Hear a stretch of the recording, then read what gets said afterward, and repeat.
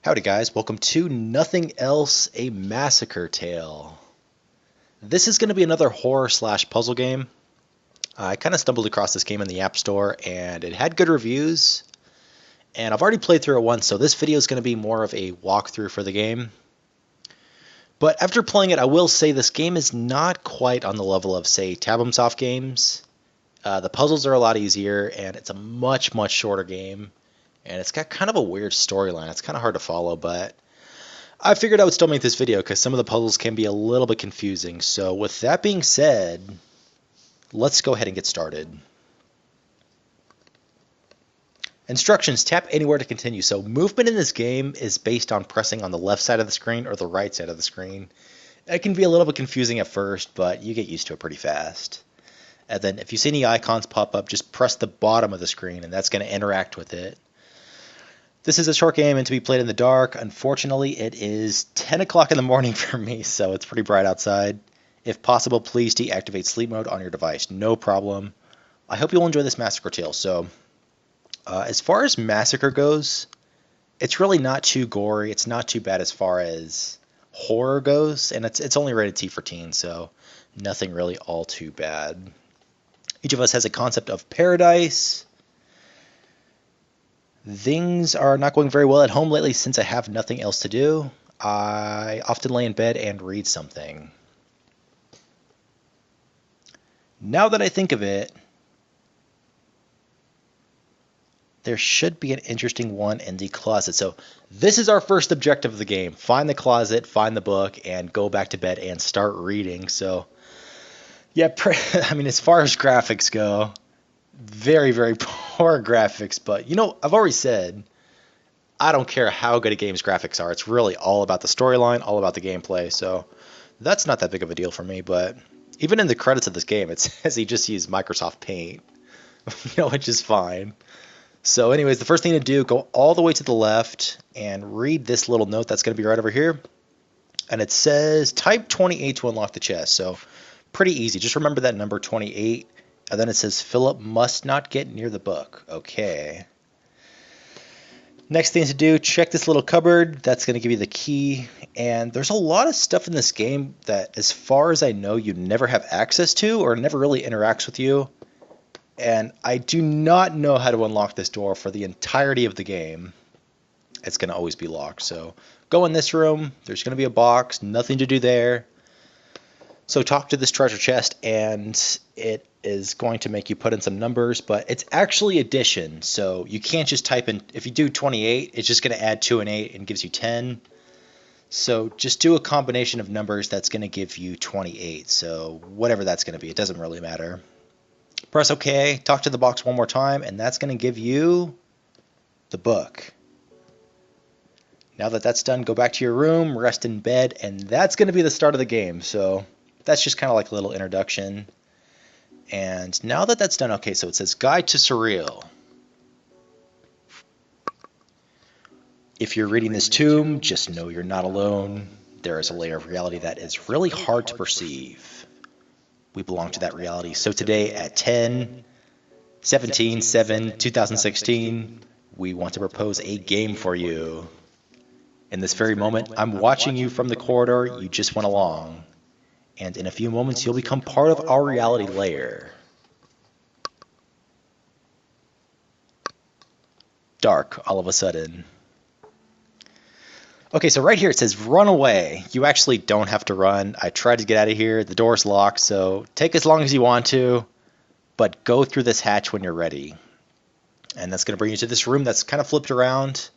Again, there's nothing to do right now, but if you talk to this door right here, it says I need to reach that door.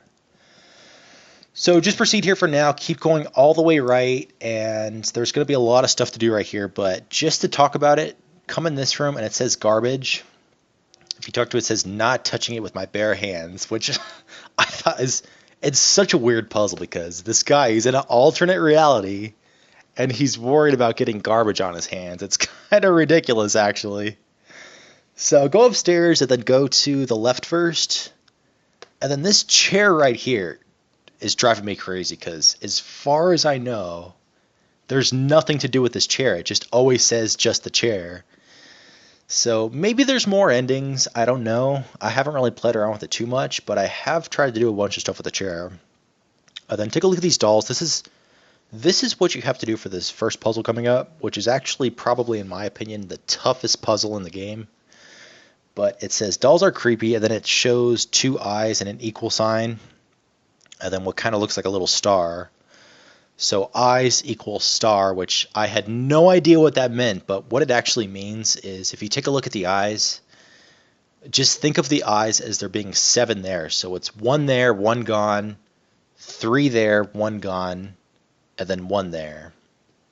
If that makes sense. It'll make sense in just a second. So after that's done, go all the way to the right, and then again, this fireplace. I don't know why it's got dialogue. There's nothing to do with it. It's driving me crazy. But talk to this mannequin, and you'll see she has little buttons that you can actually press. And I did not know what to do with these buttons, and I was kind of playing around with them, and I was like, okay, maybe I can just keep pressing them until something happens. But I did the math, and there's actually over 5,000 combinations of ways you could press these buttons. So I was like, okay, I can't do that. But I finally figured it out, and what you have to do is you have to press all of them except the 2 eyes that were gone. And then it's going to say, I heard a noise from upstairs. And once you go upstairs one more time, these gloves were not there before. It would just be the blank wall and this still being locked. So now that we have the gloves, it's pretty obvious what to do. Go back to the first floor, go back to the right, and now we can get in that garbage. God forbid we would get any on our hands. Get that. It's going to be a key in the bag. And again, that right there was the most difficult puzzle in this game. Unless there's more to this game that I do not know about. So go back up here, unlock this. It's going to give you the ladder. And originally when I got this ladder, I thought it was for rescuing that guy in Oops, Wrong Room. So when I first got this ladder, I thought to go back to that guy hanging in this room, but he's actually gone now. There was a guy hanging here. So just go back to the very first room and use the ladder right here. Now here's where the game gets a little bit interesting. It's very, I guess this is a surreal game, but it's very weird artwork and atmosphere. It's just very random. And there's going to be a guy chasing you. And then just to show off what happens, if you die, it's very, very forgiving. There's no game over. It just starts you back at the very beginning of the map. And there's not very many places you can actually die in this game. So it's actually very, very easy. So just keep going. I guess you can call this a chase scene, but not really. Just keep going till the guy stops chasing you. And then read this little note right here. It says, it's your fault if Phil is changing, okay? That kid is going to become a monster. Tomorrow I'll come and take the last things with me. So with that being done, keep going down this passage. You're going to start crawling. And then this is probably the most creepy part of the game. This guy starts chasing you down this little corridor. And look at his back legs once he starts chasing you. I mean, his back legs is seriously the creepiest thing I've ever seen. It is so bad. So anyways, come in this room, and there's going to be a little bit of a puzzle. It says the world comes first, more than anything. At the end of the road comes family, the second one.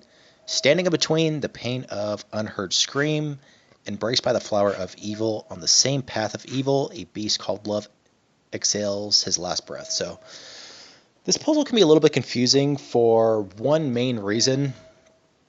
Just kind of remember the poem, but the important thing to keep in mind is it says that the love is the last one, and the first one is going to be, let me look at it one more time. The first one is going to be the world comes first. So that should kind of help out with this next puzzle, but just come in this next room, talk to this panel right here, and it's going to be a bunch of pictures. Now, the thing wrong with that is I don't really know what these pictures are. Like this white thing, I have no idea what that is. And then even this thing, I don't even know what that is supposed to represent. But the world's first, and the heart was the last one. So just kind of play around with it till you get it right. But that's actually the right answer. And then that is going to unlock the screwdriver. So get out of here, and then keep going left in this little duct. And I think for the most part that guy's done chasing you once you have the screwdriver. So you don't have to rush or anything. Just take your time. So open this door and keep going this way. And now you're in some pipes. But it's going to bring you to a ladder. And for this next puzzle, it's pretty self-explanatory what to do. But there's going to be a little valve here. And once you talk to it, it's going to make fire come out. So once you see that, you know what's going to happen. So just take it slow, wait for the guy to come, and once he's in range, just burn him to death. And then I think that's it for this game as far as puzzles go. And then hopefully, okay, thank God. This part right here, it's a little bit glitchy, so if your game freezes or you can't walk past this, you just have to restart the game. Unfortunately, I'm really glad it didn't freeze on me while recording, but it has happened to me where I just had to restart the game. And because this game is so short, there's actually no save feature. You just got to play through the whole game. So keep walking, and here's the way to go really quick, but you can walk right one more time. And it says road closed, the road is blocked. And again, I haven't played around with it. I don't know if there's any more endings to this game. I don't know what else to do, though. I have no idea. But if anybody in the comments knows of any other endings, please let me know, because I cannot find any. So just keep walking down this corridor, and it's going to get smaller and smaller. I think you got to do it like 4 or 5 times. And then I'm assuming his parents arguing or something. But just keep going until you're back in Philip's room. And then talk to him. There's going to be a little bit of a delay. But just wait here for a second. And then that's going to be the end of the game. That's literally all there is to it. Now, this game was surprised. I'm surprised this game has such good reviews. I mean, don't get me wrong. It's a good game and all. But it's, like I said, not nearly on the level of Tabumsoft games. So check it out for yourself and maybe look for different endings. Again, I only did this game because I have done a lot of horror/puzzle games on this channel, and I already know what to do, so that's it for the walkthrough pretty much. And here are the credits. Developed with Game Maker Studio, so yeah, in these credits it does say made with Paint, so they probably didn't have the resources that some of the bigger developers did. So for what it is, it's a good game, and decent storyline and whatnot. So if you guys have any questions about the game or anything in general, please leave them in the comments below, and thank you for watching.